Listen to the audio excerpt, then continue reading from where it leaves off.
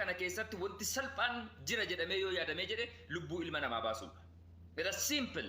Dhugaa rabbiin isiniin jedha. Itoophiyaa kana keessatti yeroo ammaa keessatti yakki xiqqoodha jedhamu lubbuu nama baasuudha. Yakki xiqqoo jedhamu jechuudha. Amma dura yakki guddoon barbara wayyaanee sana keessa jira keenya namni nama ajjeesee jedhe jechuudha. Ajjeesuu miti namni nama waraane yookaan miidhaa irra qaqqabsiisee dheessee jedhe qabamuudhaa fi wantoonni gaggeeffaman gama seeraatiin baay'ee ulfaataa ture jedhe jechuudha. Bara kana keessa garuu abbaan fedhe mataan si gombisee iddoon inni dhaqeen beekamu dhimmi achumaan fudhatamee deemama. Namni tokko namni lubbuun isaa ba'ee tokko seeraan qorannoon irratti gaggeeffamee sababa du'asaa bakka du'asaa wantoonni adda addaa gama poolisiitiin investigate qorannoon irratti godhamee erga ka'een booda reeffisuun akka bakka sanarraa muuf godhamu kan godhamu jechuudha isinii galee. Har'a garuu lubbuun namaa ba'ee jennaan feestaaliitti maranii jechuudha akka balfaa qoqqoodhaa fuuldura deemi jedhu. Sadarkaa kana kan godhaa jiru inni guddaan birookiraasii seera mootummaa biyya kana ittiin hoogganudha.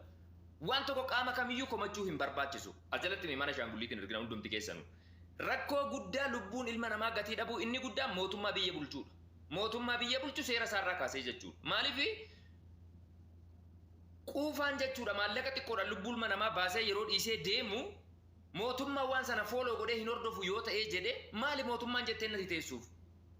Mootummaa jechuun maali? Biyya seera qabdu tokko jechuun biyya jechuun seera mataasii qabaattee yoo nageenya lammiilee siitiidhaaf yaaddee hojjettee jetteedha bar. Malee waa'ee guddina magaalaa yookaan gamoo isaan dubbatan yookaan mana isaan dubbatan yookaan lafa isaan dubbatan yookaan green area yookaan naannoo magariisa isaan jedhan miti. Mootummaadhuma biyyuma jechuun biyya lammiilee biyya san keessa jiraataniif eegumsa gootee nageenya isaaniitiif amansiisaa taatee ittiin jiraattudha biyya jechuun jechuudha isinii galee. Biyya kana keessatti ati gad baatee ol galuudhaaf wabii hin qabdu. Karaatti abbaan fedhe waan fedhe hosi godhee jedhe abbaa kana ta'ee qaamni hordofee nam sana to'annoo jala oolchee kaaniif akka barnoota gochiisu hin jiru. Har'a oltee baruu ga'uu keef wabii hin qabdu. Of course lubbuu ilma namaaf rabbiidha kan eegu. Haa ta'uutii garuu hanga mootummaatti dirqama ofirraa qabu mootummaan baachuu irratti baay'ee dadhabina guddaatu jira. Keessattuu dhiigni ilmaan Oromoo dhiiga saree gaditti ilaalamaa jirti yeroo ammaa. Ijoolleen qaqqaaliin biyyaaf sabaaf waa hedduu gochuu dandeessu jechuudha. Karaatti akkasitti citaa jirti jechuudha. Kuni baay'ee waan nama dhukkubsuudha. Baay'ee jechuudha. Wallaahi. Anamma sirratti dhimma obboleessa kee sooraa sirratti sababa kanaan du'e akkasitti du'e akkanatti du'e waan tokko irraa dubbachuu hin barbaadu. Sababni isaatis qaamonni dhugumatti haqaaf dhaabbataniif hojii kanarratti ogummaa qaban waan kana investigate godhanii hawaasaaf yoo kan ibsan ta'e haa ibsan. Garuu akka ilma namaa tokkootti mucaan kun lubbuun erga ba'ee ka'een boodatti bakki inni itti du'ee jedhe hoteelli inni itti du'ee jedhe sa'aatii kam akka hin dhaqee achi qubate sa'aatii kam irratti akka lubbuun isaa ba'uun barame osoo achirraan socho'in qaamni poolisii dhufee ilaale waan kana cheekii godhee reeffasaa sana achii kaase eenyu akkamitti kun osoo investigating godhamin informationii garagaraa callisanii inni kaan mana shaaworii osoo fudhatu kufee jedha inni kaan immoo bakkee eegumsa lammiilee siitiif seeftii hawaasa siitiif humna hin qabdu yoo ta'ee jedhe maqaan biyyummaa isaan jedhanii alaabaa rarraasaa deeman maali? Namni dhuguma duuju'a wal ajjeesa wal waraana kun waan jiru garuu namni waa yakke sun immediately qabamuu danda'u qaba akkaataan itti waraaname yookaan ajjeefame yookaan itti rukutame qorannoo investigate bal'aa ta'e uummanni akka barutti jechuudha dhiyeeffamuu qaba. Biyya kana keessatti wanta akkanaan jiru hadha abbaan fedhe dhahee lafa si gombisee si bira deemee jedhee abbaa kanaa hidhannu si gaafatu hin jiru. Maatiidhuma rabbitti fuudha hiriyootuma jaallattootuma keetu guyyaa lama sadii si faana boo'u hin dhiisu. Kana caalurraa fakkeenya fudhachuu hin dandeessu. Hacaa'oluu Oromoo biratti namni qaaliin jaallatamaan hin jiru.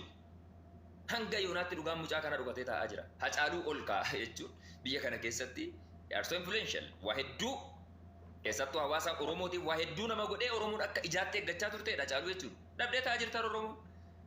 Dhugaan Hacaaluu arga du'e Hacaaluu waggaa meeqa? Hanga yoonaatti wanti barame jira nothing. Hoolaan abbaa abdate duba bakkee bulchaa. Gaafa guddaa keessarraa gombisanii deebiitti dhabdu xiqqaa kee immoo abbuma fedhe karaarratti akka qoshaasha jechuudha yookaan wama fuulduratti feestaala fuuldura jirtu dhiite bira darba jechuudha. Si galee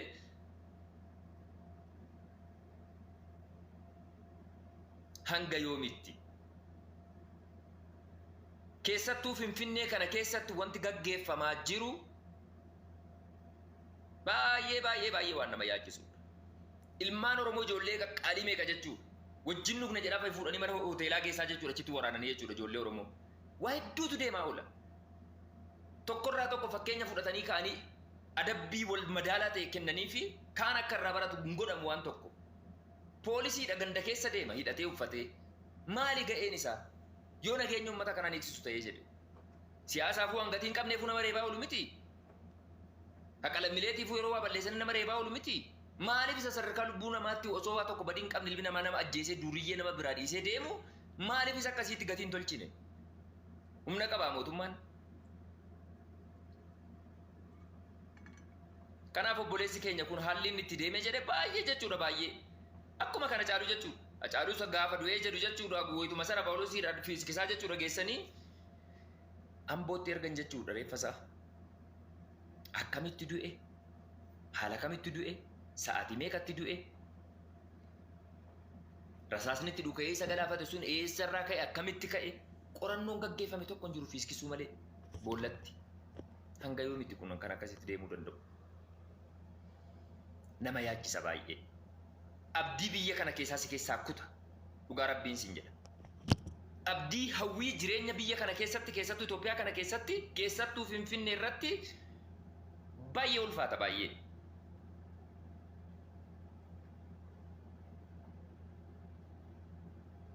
Hoteelli obboleessi keenya keessatti du'ee jedhe sadarkaa hojii hojjechuu jechuun biyya kana keessatti wanti rakiishni lubbuu ilmoo namaa akka ta'e akka hubattanuuf hundi keessanuu asirratti jechuudha ilmaan Oromoo idil addunyaa irra jirtan.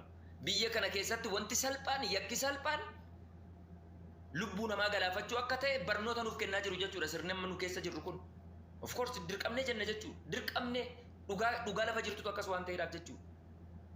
Hoteelli dachii abbaa isaa habadu lubbuu ilma namaa caaleetti lubbuu ilma namaa qaaliin baddee jechuudha. Sababa maaliitiif eenyu wajjin dhufe jedhamee osoo qorannoon tokko hin gaggeeffamne hoteelli inni banatee itti dhiichisee itti nyaatutti dhugu maal jechuudha kana jechuudha.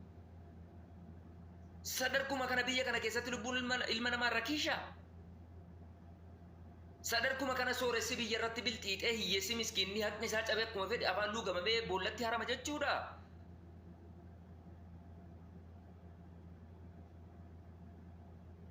Ammas taanaan namoota miidiyaa irra jirtanuuf ergaan qabu.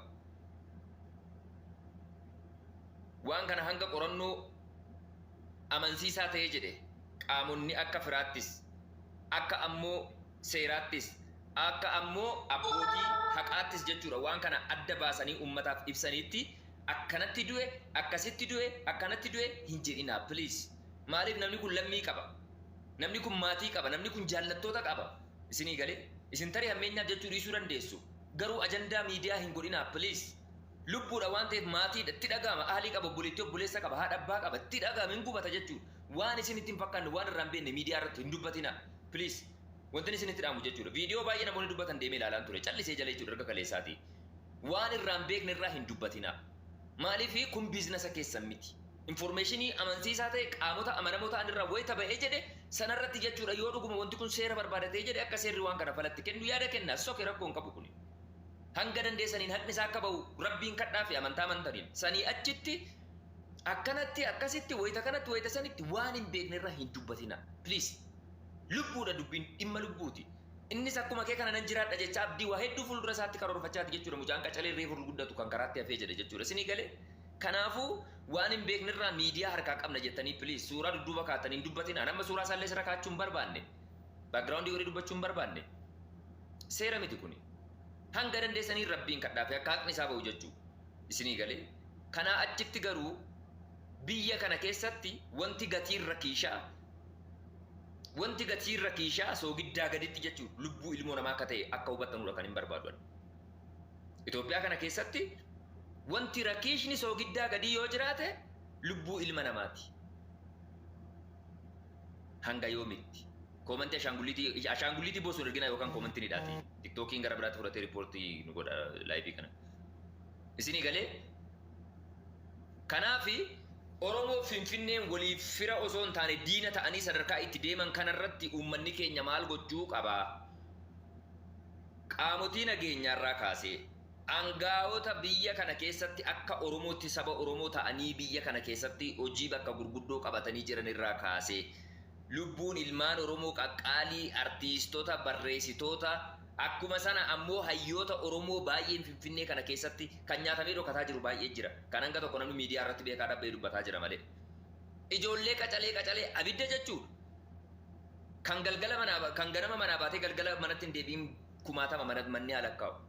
Isinii galee waa hedduutu adeemaa jira jechuudha. Kanaafuu ammas taanaan uummanni keenya gama nageenyaatiin mootummaan tumsa lammiilee biyya kana keessa jiraatanuutiif eegumsa barbaachisaa ta'e gochuu fi akkuma san yeroo dhimmi wa'ii raawwatee jedhu jechuudha. Yeroo nam tokko irratti jechuudha sadarkaa lubbuu, sadarkaa ajjeechaa, sadarkaa adda addaa irratti deemu mootummaan dhuguma waan sana akka seeraatti investigeet godhee qorannoo gahaa ta'e irratti godhee qaamota yakka sana dalagan seeraaf hin dhiyeessu yoo ta'e jedhe maalirraa barachaa deema namni?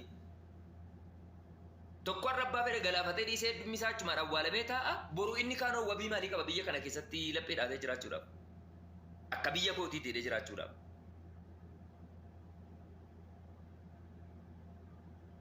Sitti bilbilee duriyyeen abbaan fedhe sin ajjeesa siin jedha.